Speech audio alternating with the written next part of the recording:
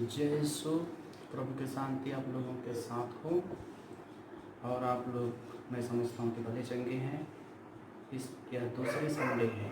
दूसरी संडे को mercy Sunday कहा जाता है और ये मर्सी संडे दया का हम लोग पुनर्जीवित यीशु में हम लोग धन्य हैं कि हम लोग परमेश्वर की ओर से दया किए जाएंगे। हम लोग दया के भागी हैं।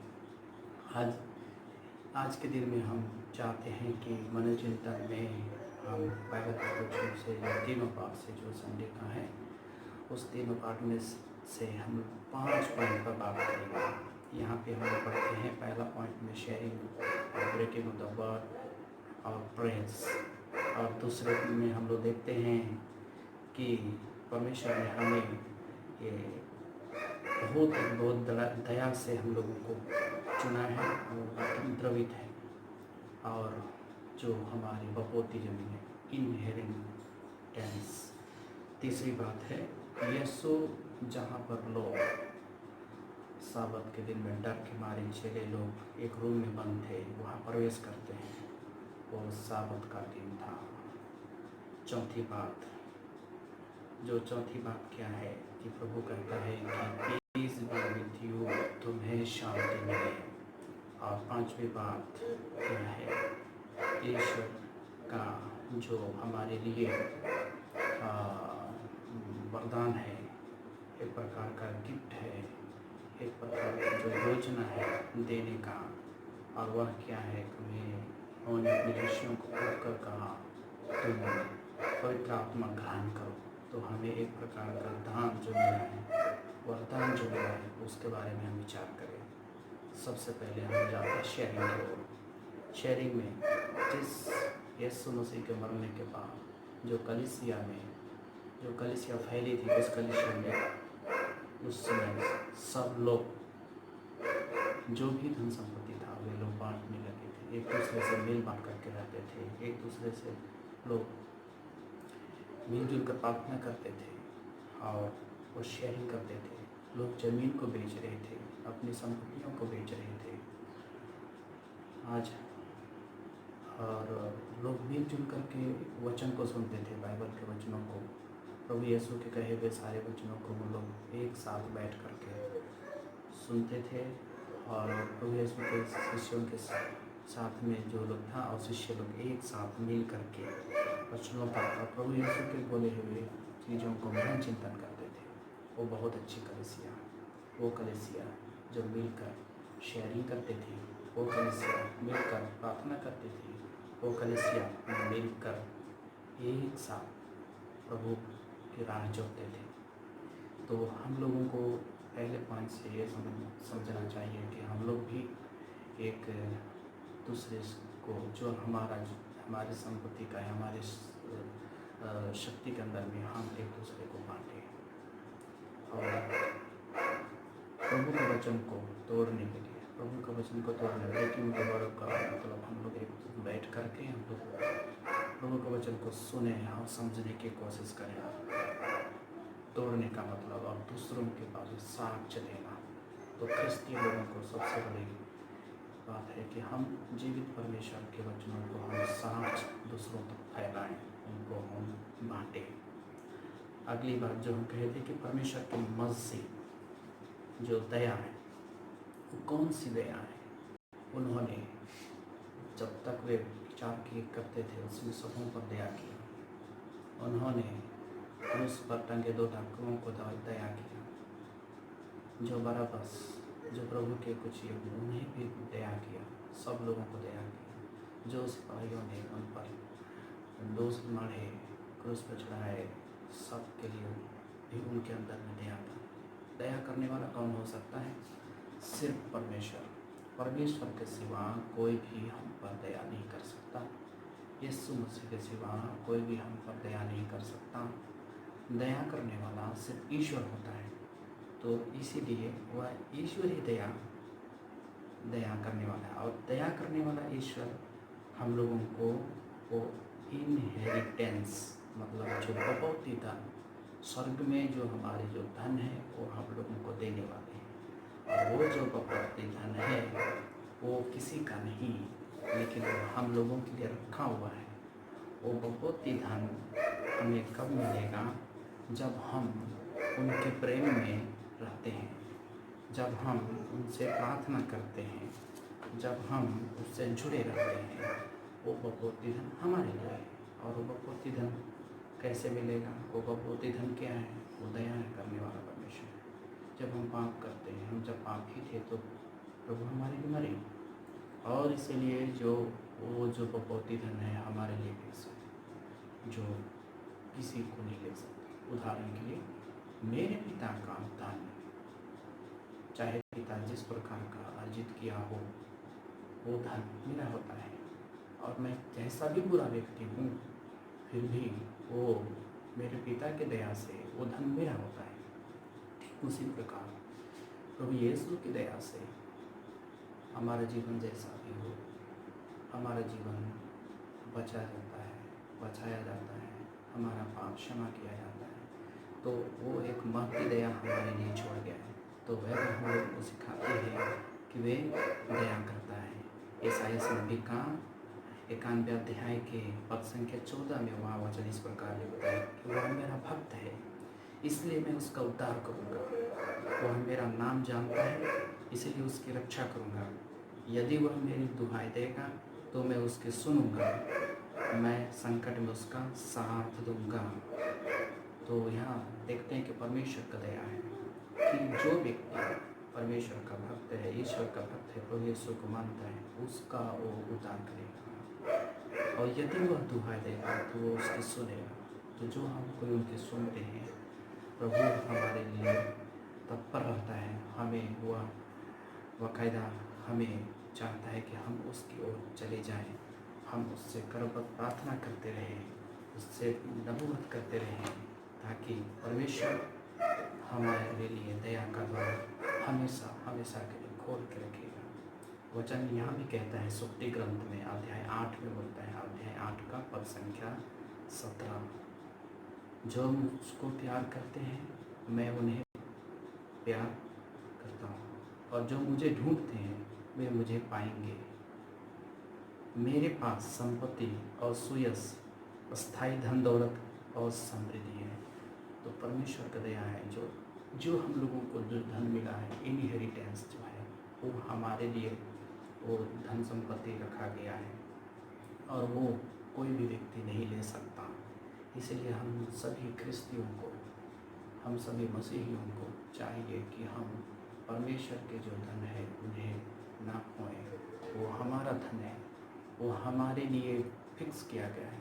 वो धन धरती के अंत तक हमारे लिए यह स्वर्ग में सुरक्षित और सुनिश्चित किया गया है। उस धन को हम लेने के लिए ललायित रहें। और आगे जो हम पॉइंट में पढ़ते हैं, वहाँ पे तो हम लोग देखते हैं कि क्या, तो प्रभु यीशु को हम लोग देखते हैं कि जब वो साबत का दिन था, और उसी दिन साबत के दिन में प्रभु यीशु प्रवेश करते हैं, और शिष्य लोग डर के मारे कमरे में बंद थे। उनमें से एक शिष्य दर्शन में नहीं देखे थे, थॉमस।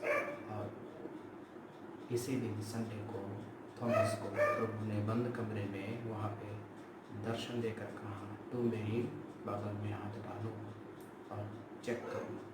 तो प्रभु हम लोगों के विश्वास को और देखना चाहता है। और यह दिन सप्ताह के पहला दिन, और दिखता है कि साबत था। हम हमारे ख्रिस्तीय लोगों को मैं बताना चाहता हूँ कि साबत के बारे में अभी बहुत सारी कलीसियाँ हैं, लोगों में एक प्रकार की भ्रम पैदा कर रही है कि सैटरडे को साबत होना चाहिए, कोई संडे को साबत होना चाहिए, कोई किस दिन साबत के दिन बोल रहे हैं। अलग अलग कलीसियाँ अलग अलग अलाप लगा रहे हैं। लेकिन वचन में क्या कहता है? वचन में कहता है, और बाइबल कहती है, और हमारा जो ट्रेडिशन कहता है कि जिस दिन हम परमेश्वर के लिए दिन ठहराते हैं, जिस दिन हम उनके लिए अमुक दिन ठहरा कर हम लोग प्रार्थना करते हैं, आराधना करते हैं, उस दिन ही साबत का दिन होता है।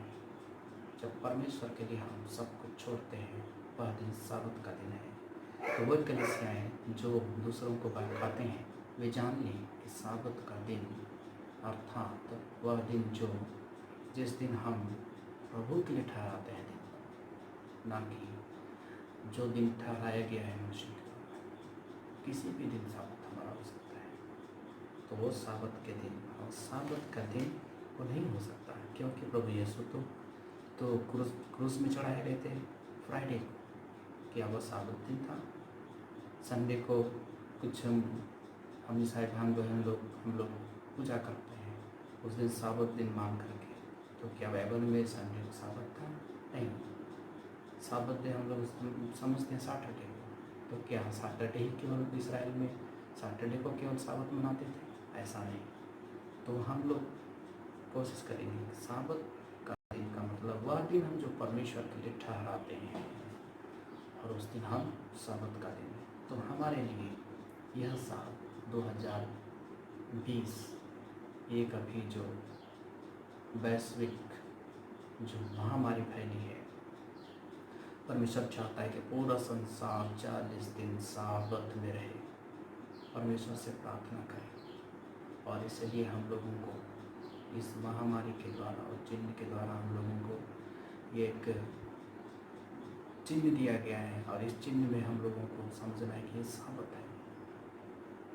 हम परमेश्वर के पास नहीं लौटते हैं, तो हमें मौका मिला है कि हम साबत के दिन जो अभी जो संसार भर में हम लोग एक साथ हम लोग लॉकडाउन में हैं, हम साबत में हैं।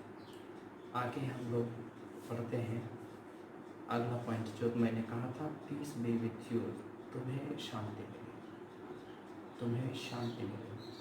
हम हर एक लोग शांति चाहते हैं, पति पत्नी शांति चाहते हैं, बाल बच्चे चाहते हैं, परिवार चाहता है, गांव चाहता है, जिला चाहता है, देश चाहता है, संसार चाहता है। लेकिन शांति किसकी? वही जो परमेश्वर के सेवक लोग, जो प्रभु यीशु के सेवक लोग, जो क्रिस्तीय लोग, जो शांति से रहते हैं और वे कहते हैं कि तुम्हें शांति मिले, तो दुनिया में शांति बहाल होती है। तो आइए हम लोग शांति फैलाएं, दुनिया में शांति हमारा आज बहुत ज़रूरी है, ताकि वह शांति सारी दुनिया में फैल जाए और हम लोग एक शांति का वाहक बने, हम लोग एक इंस्ट्रूमेंट बने, हम लोग दूसरे लोगों के लिए, दूसरे संसार के दूसरे लोगों के लिए हम शांति का कारण बने। तो वह शांति हम लोगों को तभी मिलेगी। अब हम आगे पढ़ते हैं कि परमेश्वर हम लोगों को देता है कि वह है कि पवित्र आत्मा का वरदान उन्होंने हम लोगों को दिया, और पवित्र आत्मा का वरदान जो है, वो पवित्र आत्मा का वरदान हम लोगों को मिला है। उसमें क्या है? आजकल बहुत सारे लोग समझते हैं कि साइंस क्या है, कि साइंस के द्वारा लोग समझते हैं कि science has given many things as a gift, सब लोग बोलते हैं।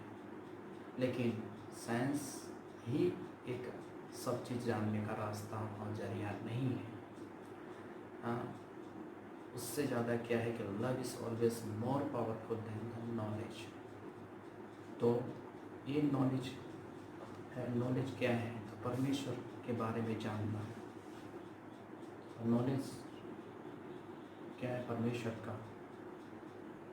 प्रेम ही, जो परमेश्वर का प्रेम को जानता है वो परमेश्वर की दया को जानता है। जो परमेश्वर की दया और प्रेम को जानता है वो परमेश्वर के ज्ञान से भरे होते हैं। तो ये जो हम लोगों को जो मिला है, जो गिफ्ट, वो गिफ्ट क्या मिला है?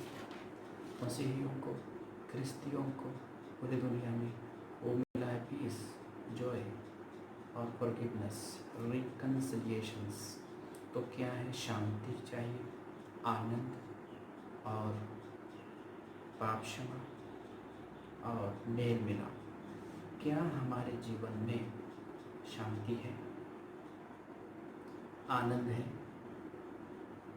और क्षमा प्रदान करने की नेचर है? क्या हम लोग एक दूसरे से मेल मिलाप करते हैं? अगर हम लोग मेल मिलाप नहीं करते, क्षमा नहीं करते, तो फिर हम लोग को प्रभु यीशु के जो हम लोग शिष्य बाल बच्चे हैं, उनके सब लोग हैं, तो क्या हम उनसे उनके पास उनके दया के भागी बन सकते हैं जो कि हम मर्सी संडे मना रहे हैं? नहीं। वचन कहता है ईसाया नबी के अध्याय 47 के 10 में पढ़ते हैं, तू अपनी दुष्टता में अपने को सुरक्षित समझकर कहती हो कि मुझे कोई नहीं देखता।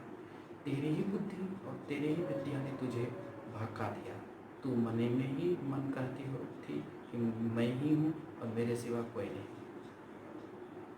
तुझ पर एक ऐसा संकट आएगा जिसे तू दूर करने का मंत्र तू नहीं जानती। तुझ पर एक ऐसी विपत्ति टूट पड़ेगी जिसे तू अपनी रक्षा नहीं कर सकेगी। तुझ पर एक ऐसे विनाश का पहाड़ अचानक टूटेगा जिसकी तू कल्पना तक नहीं कर सकती।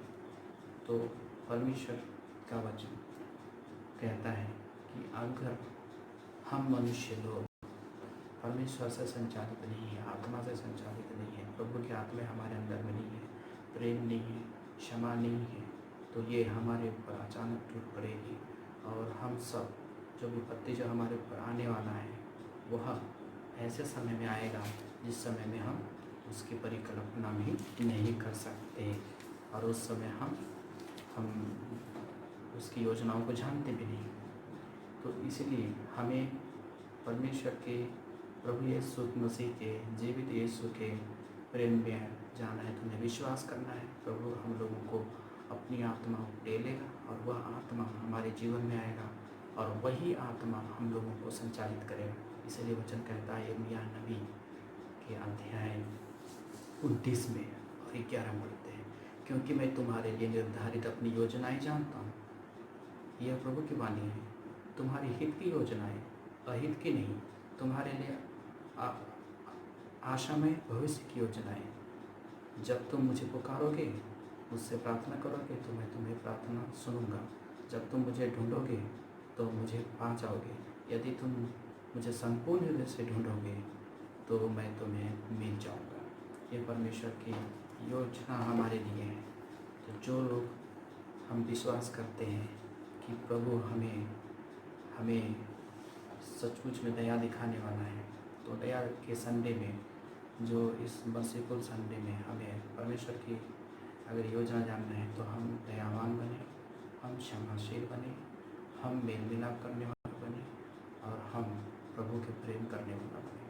अंतिम में वचन में हम लोग पढ़ते हैं ईसाया नबी के द्वारा ही वो कहता है हमारे लिए, ये वचन कहता है कि यदि तुम मेरी आज्ञाओं का पालन किया होता तो तुम्हें सुख शांति नदी की तरह उमड़ती रहती और तुम्हारी धार्मिकता समुद्र की तरह